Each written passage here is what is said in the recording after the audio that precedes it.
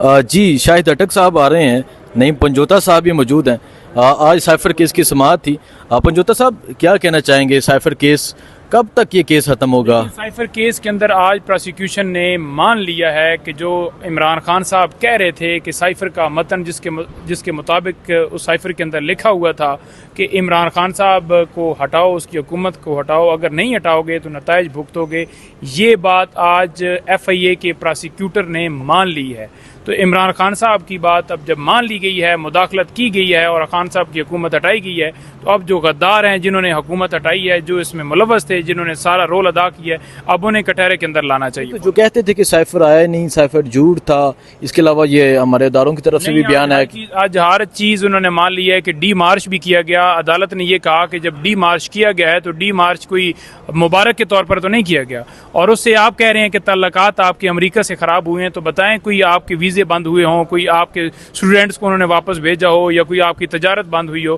تو ایسی تو کوئی چیز نہیں ہوئی۔ اگر آپ ڈی مارچ کر سکتے ہیں اور اس کے اوپر ناراضگی نہیں ہوئی، جو کہ آپ نے ڈی مارچ کیا ہے جہاں پر عمران خان نے جلسے میں کہہ دیا، تو اس سے ناراضگی ہو گئی ہے۔ تو یہ ساری چیزیں کہہ رہی ہیں کہ اب جو نیکسٹ سماعت ہوگی، ہم امید رکھتے ہیں کہ اس کے اندر یہ فیصلہ آئے گا اور یہ کیس ختم ہونے والا ہے۔ ٹھیک ہے، شاہد اٹک صاحب آپ کیا کہنا چاہیں گے؟ جیسا کہ پنجوتا صاحب کہہ رہے ہیں کہ آج تو یہ مان لیا گیا کہ سائفر آیا اور مداخلت ہوئی، کیا کہیں گے آپ اس بارے؟ جی دیکھیے، سائفر کی کاپی اس ٹائم کے پرائم منسٹر عمران خان صاحب نے سب کو بھیجی۔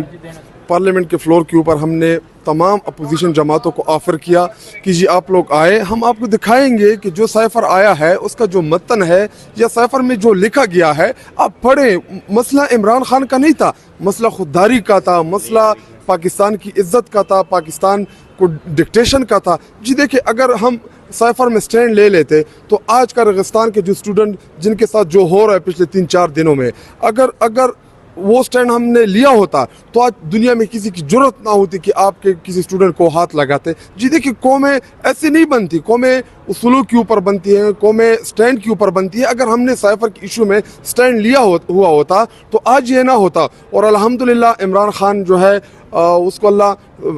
سچا ثابت کر رہا ہے، اور یہی انہی کورٹ سے جنہوں نے ان کو گرفتار کیا ہے، یہی کورٹ ان کی گواہی دیں گے کہ عمران خان جو ہے وہ ایک سچا لیڈر ہے۔ وہ جو بولتا ہے، اس نے جو قوم کے سامنے جو مدعا رکھی، جو جلسے میں انہوں نے تقریر کی، جو سائفر کی کاپی قوم کے سامنے دکھائی، الحمدللہ آج عدلیہ نے اس کی توثیق کر دی کہ عمران خان نے جو کہا تھا وہ سچا تھا۔ ٹریان کیس کو بھی اڑا کے رکھ دیا گیا۔ کل 9 مئی کے کیس میں ضمانت ہوئی، پنجوتا صاحب ضمانت لے کر آئے، تو کیسز ڈیلی بیسس پر ختم ہو رہے ہیں، اس پہ کیا کہیں گے آپ؟ جی ابھی میں یہ ڈسکس کر رہا تھا نعیم بھائی کے ساتھ راستے میں بھی کہ مطلب اس ٹائم خان کے کتنے کیسز رہتے ہیں کہ جو ان کی گرفتاری اس میں رہتی ہے، تو بقول ان کے کہ جتنی بھی 9 مئی کے حوالے سے جو ٹرائلز وغیرہ چل رہے تھے، تو کل بھی نعیم بھائی نے ایک ٹویٹ کی تھی کہ